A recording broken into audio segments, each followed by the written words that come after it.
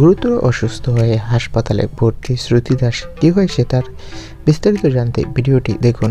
জীবনে কখনো কাউকে কোনোদিন ক্লারিফিকেশন দেইনি, কিন্তু জোয়ার ভাটা নিয়ে সবাই এত অপসেট যে এমন একটি বিষয় যেটা অনেকেই জানেন না। বছর শেষে তাদের প্রথমবার একটু জানিয়ে দেই। 2018 সালে কাটোয়ায় হওয়া একটি বাইক দুর্ঘটনায় অভিনেত্রী তার বাঁ পায়ে এমনভাবে ইনজুরি হয় যে এখনও নাকি তার ফিজিওথেরাপি চলে। এটা সম্পূর্ণ কিউর হওয়ার নয়। অভিনেত্রী শ্রুতি দাস সোশ্যাল মিডিয়ায় বলেছে যে সে যাই হোক, নিশাকে সবাই এত ভালোবাসেন, তাই তার দৌড়ানোটা তারা পারফেক্ট চান, কিন্তু সরি, এটা আমার হাতে নেই। আমার পা ব্যালেন্স এর অভাব।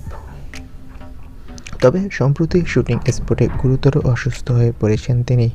তার ভীষণ জ্বর এসেছে, এই জন্য নাকি অভিনেত্রী গতকাল তাড়াতাড়ি শুটিং স্পট ছেড়েছেন আর আজ শুটিংয়ে আসেননি।